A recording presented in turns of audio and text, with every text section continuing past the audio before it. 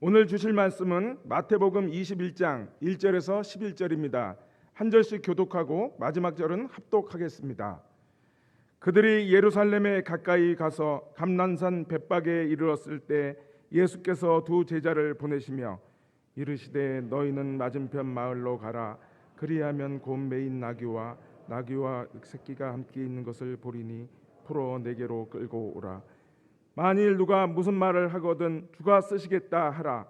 그리하면 즉시 보내리라 하시니 이는 선지자를 통하여 하신 말씀을 이루려 하심이라 일렀으되 시온 딸에게 이르기를 내 왕이 내게 임하나니 그는 겸손하여 나귀 곧 멍에 매는 짐승의 새끼를 탔도다 하라 하였느니라.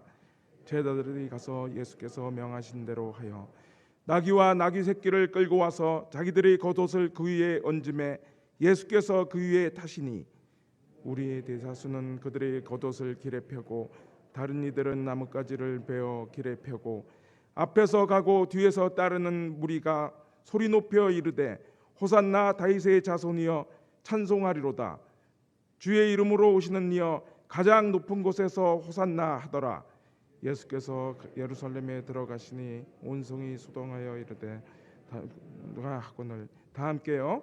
무리가 이르되 갈릴리 나사렛에서 나온 선지자 예수라 하니라. 전 위클리프 부총재 정민영 선교사님께서 누구를 향한 환호인가 라는 제목으로 말씀 전해 주시겠습니다.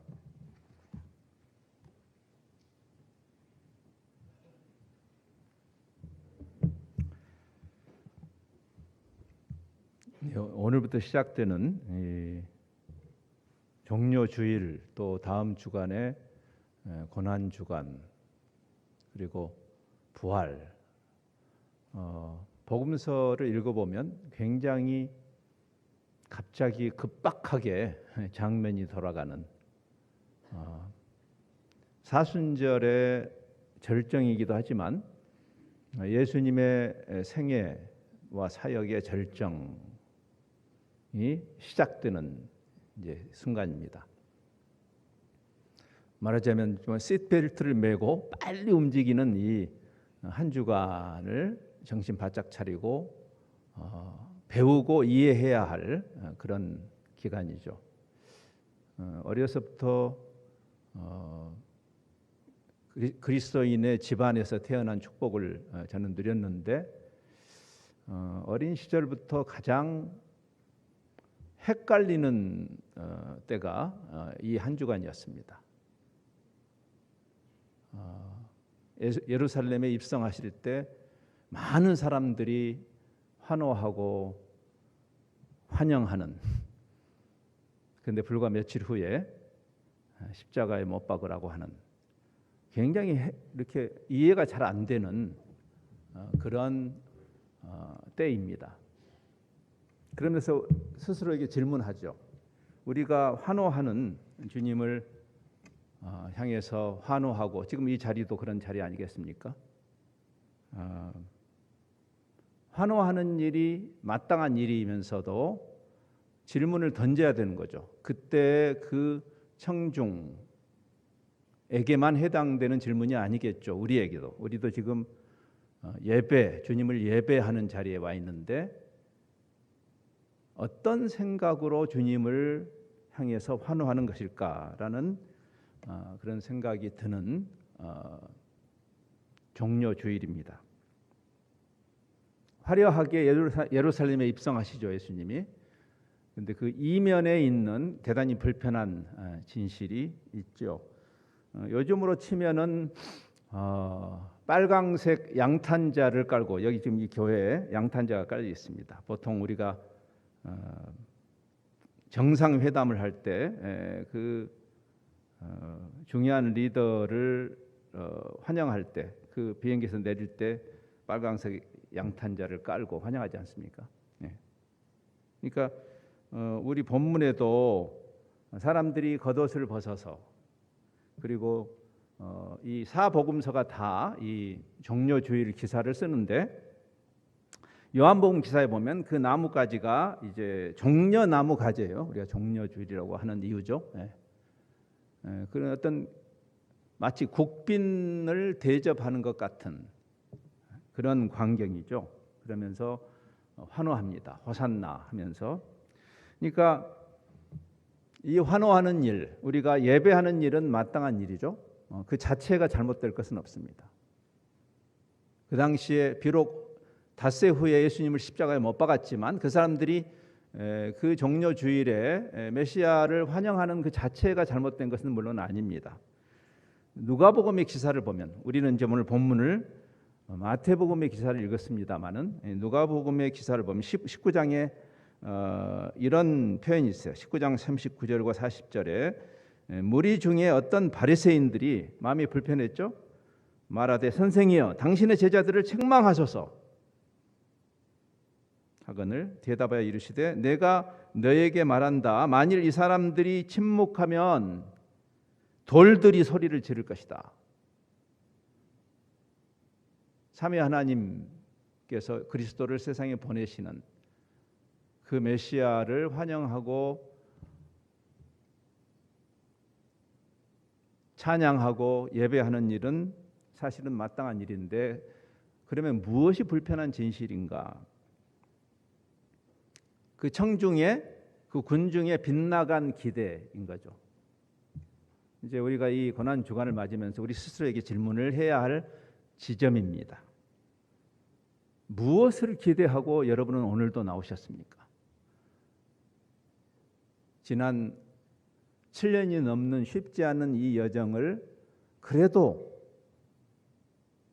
주님을 예배하겠다고 나오는 그 이면에 있는 여러분의 기대, 이해는 무엇입니까? 그때 2000년 전에 그 군중들만의 문제일까요? 이제 우리를 섬뜩하게 하는 것은 3년 동안 그 그리스도를 따라다니고 배웠던 가룟 유다를 생각해 보세요. 유다는 왜 주님을 배신했을까요? 한번 생각해 보세요. 3년이나 따라다닌 다음에 사실은 입장을 바꿔서 유다의 입장에서는 예수님이 배신한 거죠. 그의 기대를 철저하게 무너뜨리는.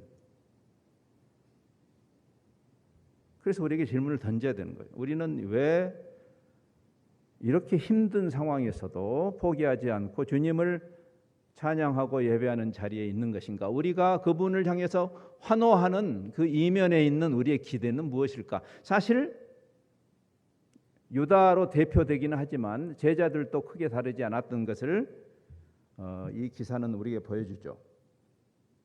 여기 요한복음의 기사를 보면, 이 종려주일에 대한 요한복음의 기사를 보면 이렇게 돼 있어요. 이제 오늘 예수님이 나귀를 타고 들어오시잖아요. 모양 빠지게 말을 타고 들어오시지 않고 나귀를 타고 들어오는 것부터 뭔가 좀 이게 좀 우리의 기대하고 안 맞잖아요. 근데 그 메시아, 화려한 빵빠레와 함께 등장하셔야 할 그분에 대한 군중의 기대, 뭐 그때 그 당시 군중뿐만 아니고 오늘날도 마찬가지인데, 여러분 기억나실 겁니다. 그 고난 주간을 앞두고 예수님은 십자가를 향해서 가시는데, 십자가의 도이죠, 십자가의 도. 근데 제자들의 기대는 다른 것이었어. 그래서 그들이 기재기를 하지 않습니까? 누가 더 높으냐? 이제 이분이 이 대제국을 이제 권력 승계를 하셔가지고 다스리실 것인데, 거기서 누가 뭐 좌의정 우의정을 누가 할 것이냐, 이런 생각으로 가득 차 있었던 제자들이 근본적으로 가룟 유다하고 크게 다르지 않습니다. 그것은 우리를 향해서 심각한 질문을 던지게 하는 거죠.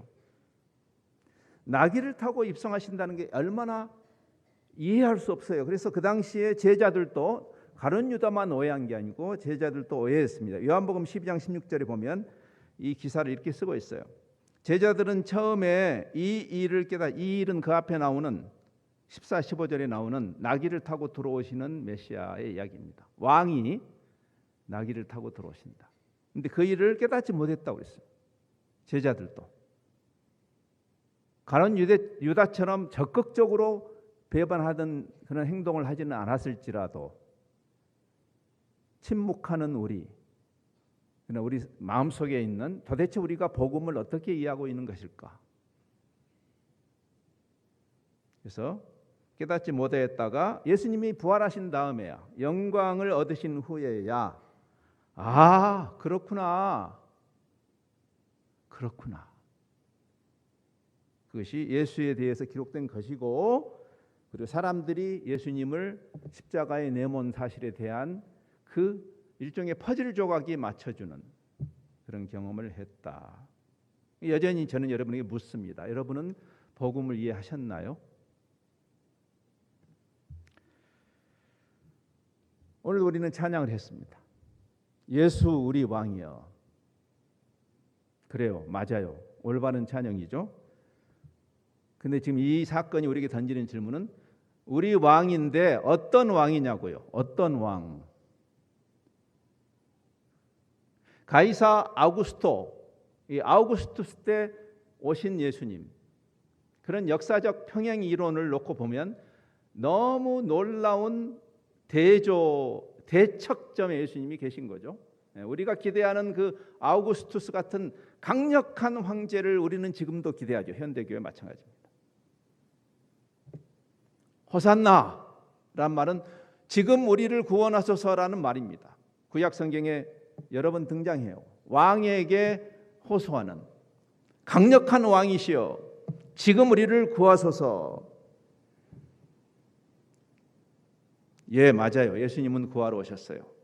근데 어떤 왕으로, 어떤 방식으로? 유다가 기대했던 그 방식이 아닌 거죠.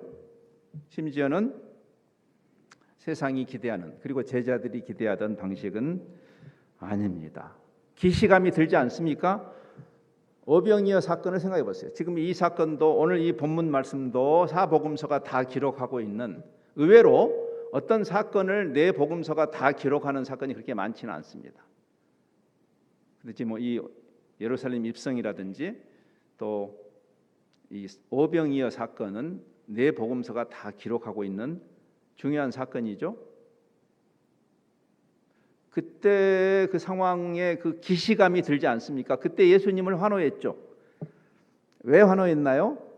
빵을 주니까.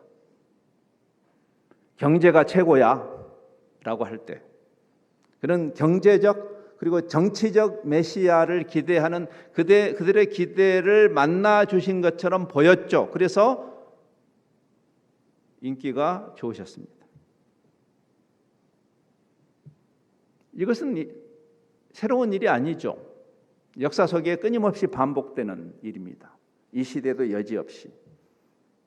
하나님의 법도, 하나님의 방식에 대해서 귀를 기울이기보다도 우리가 만든 하나님이기를 요구하는, 강요하는, 하나님의 손목을 비트는, 기도조차도 우리가 하나님을 겁박하는 방도로 오해하는, 그게 종교의 문제입니다. 하나님의 법도를 주시는, 그 십계명을 주시는 그 순간에도 이스라엘 백성이 금송아지를 만드는, 하나님을 길들이는 거죠. 근데 주님은 십자가를 향해서 가시는 거예요. 그런 찬란한 환영을 받으신 주님이 그 군중의 기대를 너무나도 가차없이 깨뜨리는, 그리고 십자가를 향해서 가시는, 인간적으로 실망이 이해되죠? 그렇죠?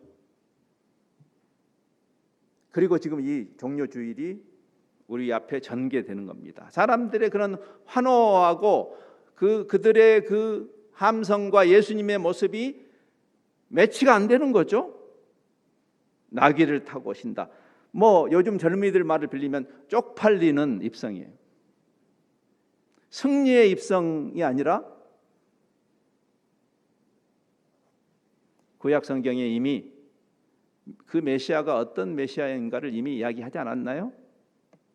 갑자기 예수님이 아무도 예측하지 않았던 일을 하신 것은 사실 아닙니다. 우리가 말씀을 깊이 묵상해 보면 그 메시아가 어떤 메시아일지 이미 이 장면이 스가랴에 있는 말씀이죠. 스가랴 9장 9절에 있는 말씀을 한번 들여다보십시다.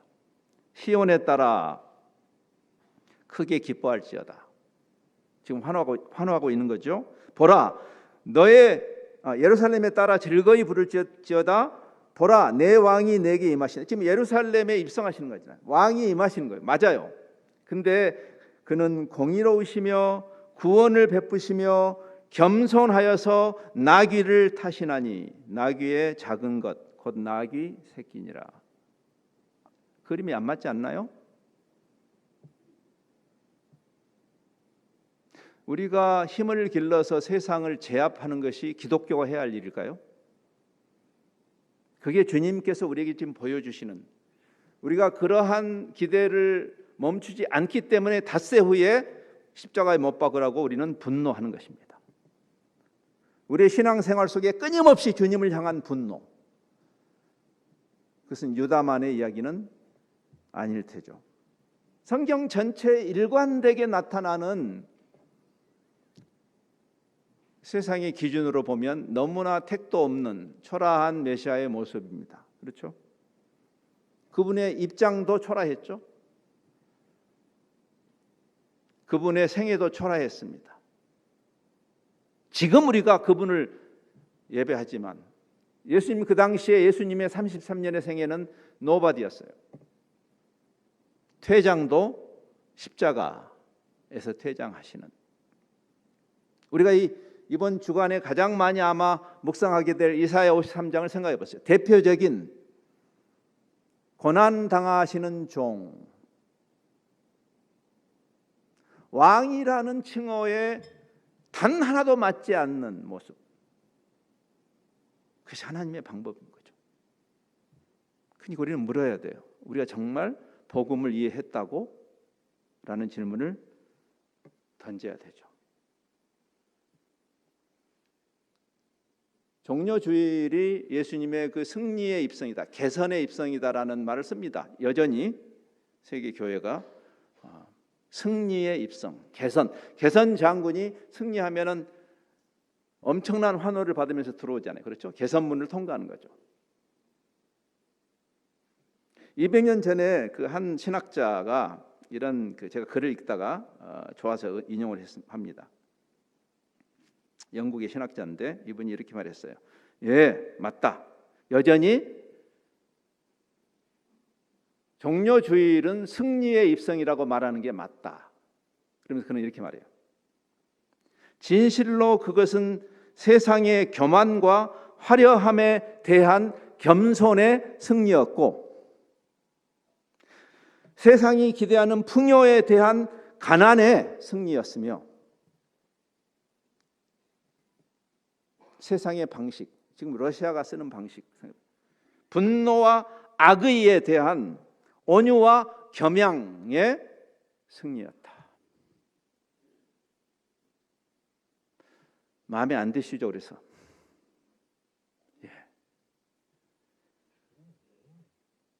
세간에서 기대하는 그런 종교 아닙니다. 그래서 좁은 문이에요. 좁은 길이고, 기독교가 넓은 문인 것처럼 인기가 좋다는 것은 이상한 일입니다. 사실 그런 것을 구하지 말아야 돼요. 그것은 주님의 방식이 아니니까. 우리가 만든 하나님, 우리가 길들인 메시아, 신성모독이 따로 없는 거죠. 저는 늘 그런 생각을 합니다. 무신론자들이 신성모독하지 못한다고, 예수 믿는다는 사람들이 앞장서서 신성모독한다고 생각합니다. 베드로를 생각해 보세요. 수제자라는 베드로가 여전히 깨닫지 못하는 거죠.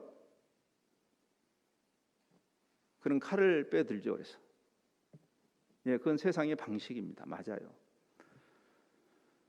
교회가 좌가 되고 우가 되어서 세상의 방식을 가지고 서로 갈라치기 하는 이런 어리석은 종교꾼들의 집단이 되는 것이 얼마나 안타까운 일인가. 가이사의 방식이 아닌데, 좌가 가이사의 방식인가 우가 가이사의 방식인가, 도대체 그 앞에서 무릎을 꿇는 지도자들은 뭐 하자는 거예요? 베드로가 칼을 뺀 것과 비슷한 현상이죠. 마태복음 26장, 오늘 본문 지나서 이제 26장에 가면 베드로가 아직 깨닫지 못한 게 분명하죠. 종료주의를 지난 다음에 십자가를 향해서 가는데 여전히 그는 칼을 뽑습니다. 그때 예수님이 이렇게 말씀해요. 칼을 뽑은 베드로를 향해서 26장 52절에서 54절 사이에서 이렇게 말합니다. 네 칼을 도로 칼집에 꼽아라. 칼을 가지는 자는 다 칼로 망하느니라. 역사가 충분히 증명했습니다. 푸틴도 망할 겁니다. 너는 내가 내 아버지께 구하여 지금 12군단 더 되는 천사를 보내시게 할 수 없는 줄 아느냐? 우리가 무슨 십자군 전쟁을 일으켜서 주님을 위한다고요? 그런 택도 없는 짓을 현대교회가 반복하는 것이 옳은 것인가? 내가 만일 그렇게 한다면, 나도 칼을 뽑고 만다면, 교회도 아우구스투스의 그 방식에 영합해서 기득권층에 편승해서 역시 이렇게 해야 돼라고 말한다면 그걸 복음이라고 말할 수 있겠는가? 내가 만일 그렇게 하면 이런 일이 있으리라 한 성경이 어떻게 이루어지겠는가? 메시아를 통해서 하나님의 방식의 구원을 성취하시고자 하는 창세기부터 계시록까지 일관된 하나님의 방식, 내 생각은 너희 생각과 다르고 내 방법은 너희 방법과 다르다고 하신 그 하나님의 일이 어떻게 이루어질 수 있겠는가? 그래서 세례 요한도 실족할 뻔했잖아요. 그 대단한 사람도. 메시아의 오시는 길을 예배했던 그도 실족할 뻔했잖아요. 죽음을 앞두고 감옥에서 제자들을 보내잖아요.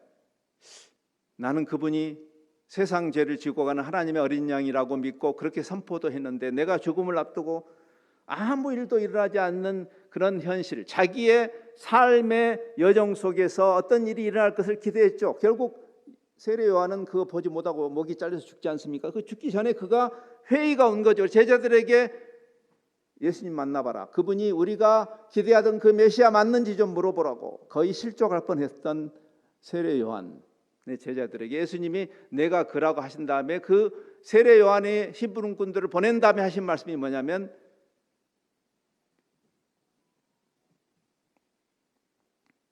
누가복음 7장 23절 말씀이에요. 누구든지 나로 말미암아 실족하지 아니하는 자는 복이 있다. 여러분,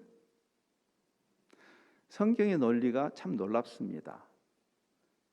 예수 믿는 우리가 누구 때문에 실족하냐면 예수님 때문에 실족해요. 그게 바로 유다입니다. 가룟 유다. 그러니까 저는 이렇게 도전하고 싶어요, 여러분에게.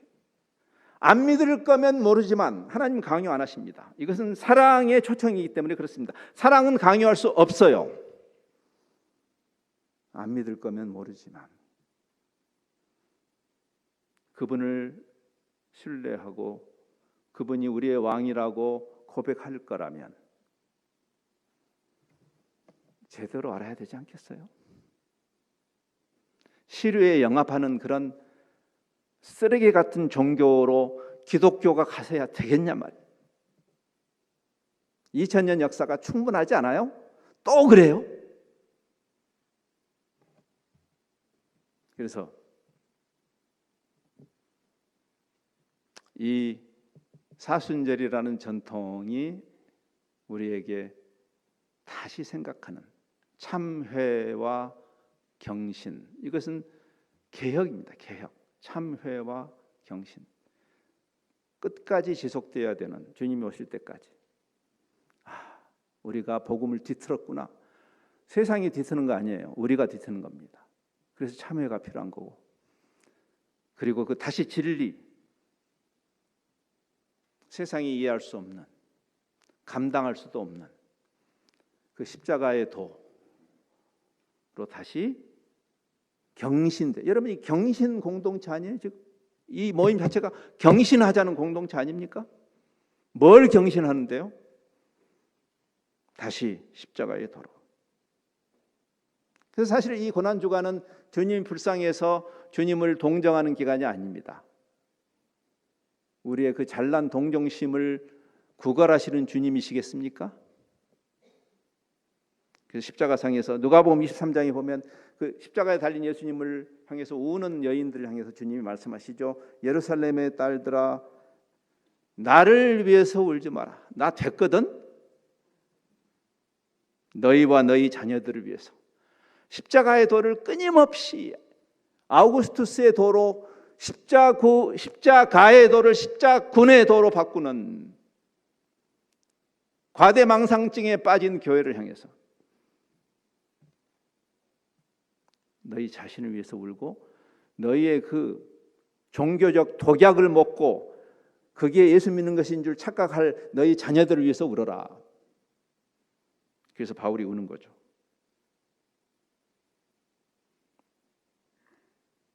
그래서 예수님이 우리가 예수님을 위해서 우는 것이 아니라 예수님이 우리를 위해서 우시는 장면이 이 고난주간에 나옵니다. 누가복음 19장에 예수님이 가까이 오사 성을 보시고 예루살렘 성을 보시면서 우셨어요. 예수님.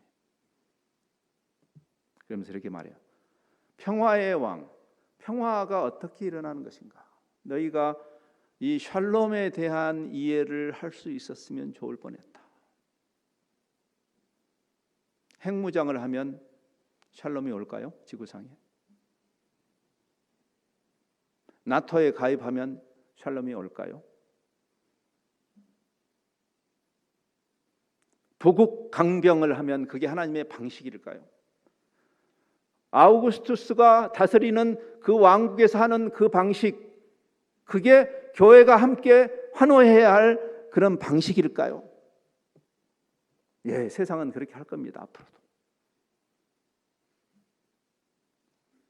그러나 거기 뒤에 서서 박수치는 것이 교회가 해야 할 일일까요? 이데올로기에 신여 노릇이다 하는 것이 교회가 해야 할 일일까요? 나는 그런 종교라면 저는 무신론자가 되겠습니다. 그런 종교는 아닙니다. 그래서 우시는 거죠. 자, 결론을 향해서 가야 될 시간이네요. 이 오해 때문에 십자군 전쟁이 일어난 것입니다. 여러분, 십자군 전쟁이 그냥 천년전쟁에 일어난 멍청한 사건으로만 이해해서는 안 됩니다. 형태가 다를 뿐이죠. 이 시대도 여지없이 그 마치 아우구스투스가 그 강력한 힘으로 팍스 로마나, 즉 아우구스투스 방식의 평화죠. 그렇죠? 팍스란 말이 피스란 말이에요. 팍스 로마, 로마의 평화. 그것이 아우구스투스의 방식, 그거는 부국강병입니다. 세상 나라가 부국강병하는 것을 우리가 막을 필요는 없어요. 그러나 교회가 세상에 샬롬을 가져오는 방식은 다르다 그 말입니다. 여러분이 어떤 편에 서가지고 무한 경쟁에 뛰어들어서 세상의 방식으로 공멸하는 것을 역할하는 것이 그리스도인과 교회가 해야 할 일은 아니다 그 말입니다. 평화의 방식, 팍스 로마나나 팍스 러시아나죠. 요즘은 그렇죠. 푸틴이 팍스 아메리카나도 하나님의 방식이 아닙니다. 팍스 코레아나도 하나님의 방식이 아니죠. 여기서 역설적인 십자가의 도. 아까 우리가 찬양했습니다. 십자가를 지을 수 있겠냐고. 그것은 진지한 질문이에요. 그렇죠? 네.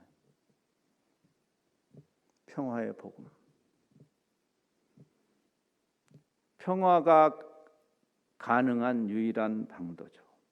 그래서 아까 인용했던, 오늘 본문을 인용했던 스가랴로 다시 한번 가보겠습니다. 스가랴서 9장 9절과 10절은 이렇게 말합니다. 우리의 생각을 완전히 깨부수는 거죠. 시온에 따라 크게 기뻐할지어다, 예루살렘에 따라 즐거이 부를지어다. 그러면서 보라, 너의 왕이 너에게 임하시나니 그는 공의로우시고 구원을 베푸시며 겸손하셔서 나귀를 타시나니 나귀의 작은 것 곧 나귀 새끼니라. 그러면서 이렇게 말해요. 우리가 저분이 평화를 이루기 위해서 강력한 힘을 길러야 될 것 같은데 그 모든 힘을 깨부순다고 그다음 절이 말해요. 내가 에브라임의 병거와 예루살렘의 말을 끊겠다. 여러분, 제가 나귀 타고 오는 이 모양 빠지는 왕이 아니라 적어도 말을 타고 들어오셔야 됐잖아요. 광화문에 서 있는 이순신 장군처럼. 근데 그 말을 끊겠다는 거예요. 전쟁하는 활도 끊겠다. 그가 이방 사람에게 화평을 전할 것이요. 화평의 방도에 이거는 유엔이 할 수 없는 일이죠. 그래서 다 바지 저고리들이잖아요. 지금 이런 잔혹행위를 하는데 도대체 유엔의 역할은 뭔가요? 세상에 해법이 없습니다. 그것을 성경은 말하는 거예요. 절망이죠. 예, 맞습니다. 세상은 절망입니다. 그래서 우리가 유일하게 소망을 가져볼 수 있는 것이 있다면 십자가의 도밖에 없어요. 그래서 십자가 쉴 수 있겠냐고 물어보는 거예요. 강요는 못하는 거죠. 그래서 주님이 아까 그 기시감이 드는 장면, 에이, 빵을 주시는 메시아일 줄 알고 따라왔는데, 에이, 정치 군사적 메시아일 것을 기대했는데 아니네. 다 흩어지잖아요. 그때 제자들에게 주님이 물어보시는 거예요. 너희도 갈래? 갈라면 가. 붙잡지 않아요. 아까도 이야기했지만 이거는 강요할 수 없는 것입니다. 사랑의 관계는 강요해서는 안 되죠. 오늘 우리 본문에서도 심지어는 그들이 막 분위기에 휩쓸려서 호산나는 했지만 근데 저 사람 누구지? 저 친구 뭐야? 라는 그 의심에 가득 찬 그들의 담론이 여기 오늘 본문에 마지막 두 절에 나오죠. 오늘 본문 다시 한번 보십시다. 10절 11절. 예수께서 예루살렘에 들어가시니 온 성이 소동하여 이르되 이는 누구냐? 하거늘 무리가 이르되 갈릴리 나사렛에서 나온 선지자 예수라 하니라. 이 말이 무슨 말이겠어요? 여러분, 나다나엘이 도대체 나사렛에서 무슨 선한 게 나올 수 있지라고 했던 그 반문이 떠오르십니까? 아니, 그 시골뜨기가 모양 빠지게 낙이 타고 들어오는데 이게 무슨 기대를 하겠다는 거지? 그래서 하나님이 지금 오늘 여러분에게 선택하라고 하시는 겁니다. 2000년 역사는 선택하지 않았습니다. 양다리 걸쳤죠. 그렇죠. 버젓이 교회 간파는 그렇지만, 버젓이 기독교라고 스스로 우겼지만, 그러나 양다리 걸친 거죠. 엘리야의 말이 생각나지 않습니까? 너희가 어느 때까지 바알과 하나님 사이에 중간에 서서 머뭇 할 거냐? 하나님은 선택을 요구하세요. 사실 공존이 안 됩니다. 공존이 안 돼요. 너희 좋고 매부 좋고 님도 보고 뽕도 딸렵니까? 계속? 그건 기독교 아닙니다. 신천지가 아니어서 다행입니까? 아니에요. 그들은 위협이 아닙니다. 사실 이미 분류가 됐으니까 가짜로. 근데 양다리 걸치고 있는 교회가 진짜 위험한 교회예요. 그래서 여호수아도 선택을 요구하죠. 하나님이 십계명을 주시는 순간에도 황금 송아지를 만드는 그 백성을 향해서 됐다. 이제 선택해라. 그 유명한 말씀이죠. 여호수아 24장 그 마지막 장에 나오는 선택의 요구예요. 24장 15절. 만일 여호와를 섬기는 것이 너희에게 좋지 않게 보이면 나귀 타고 들어오시는 온유하고 겸손하신 지도자, 아니 온유하고 겸손해서 뭘 어떻게 하겠다는 거예요? 도대체 세상을 어떻게 바꾸겠다는 것인가? 그래서 그게 마음에 안 들면 더 짱짱한 신 선택해. 너희 조상들이 강 저쪽에서 섬기던 신들, 옛날에 애굽 땅에서 섬기던 온갖 잡신들, 그리고 이 가나안 땅에 있는 잡신들의 그 화려한 강력한 약속을 하는 그들에게 겸하여 섬길 수 없으니까 오직 나와 내 집은 여호와를 섬기겠다. 오늘 이제 우리가 올바른 선택을 여러분이 하시리라고 저는 믿지만, 그러나 올바른 선택을 했다는 것이 뭘 의미하는지를 알고 선택하셔야 될 것입니다. 그렇죠? 나와 내 집은 여호와를 섬기겠다. 그게 무슨 의미인지를 아시고 이야기해야 돼요. 왜? 그분이 십자가를 지신 것처럼 우리에게도 자기 십자가를 지고 따라오라고 하시니까, 그게 주님이 오신 이유고 그분의 몸된 교회가 이 땅에 잠시 머무는 이유고, 우리가 예수 덕분에 이 신자유주의 세상에서 모든 것을 독점하고 대박 터지기 위해서 예수 믿는 거 아니고, 그분에게 붙어서 그분이 그러했던 것처럼 우리도 그 십자가를 지는, 사복음서에 다 나오는 제자도의 절정에 해당하는 이 말씀을 읽고 제가 마치겠어요. 예수께서 제자들에게 이르시되 누구든지 나를 따라올래? 예수님을 따르는 자가 제자죠. 제자도로 가장 유명한 교회였죠. 사랑의 교회가. 제자도가 뭘까요? 그리스도를 따르는 거죠. 근데 그리스도를 따른다는 말이 무슨 말일까요? 그분이 그랬던 것처럼 자기를 부인하고 자기의 권리를 자발적으로 내려놓고, 왜? 세상을 복주기 위해서. 예수님이 그랬던 것처럼 하나님이신데 하나님 되심을 내려놓은 그 비움의 원리, 빌립보 2장에 나오는, 우리에게 예수님 덕분에 모든 것을 독점하고 누리라고 우리를 초청하시는 거 아니에요. 그런 종교를 원하셨으면 선택하라. 그런 종교 많으니까 이 세상에. 이 고난주간과 사순절에 우리가 정말 참회와 경신의 방향은 우리를 그분의 몸으로 부르신, 그래서 자기 십자가를 지고 우리가 여기 존재하기 때문에 세상이 유익을 누리는, 하늘의 복을 흘려보내기 위해서 존재하는 그러한 이상한 집단이죠. 신자유주의 세상에서는 이해할 수 없는 집단인데, 그러한 부르심 앞에 서는 예루살렘의 딸들아, 나를 위해서 울지 말고 너희 자신을 위해서, 너희 자녀들을 위해서 울어라. 기도할까요? 주님, 혹 우리가 그날 군중심리에 휩쓸려서 호산나를 외쳤던, 그리고 수틀리면 저 사람을 십자가에 못 박으라고 분노하는 그러한 무리가 아닐지 두려운 마음으로 우리 자신을 들여다봅니다.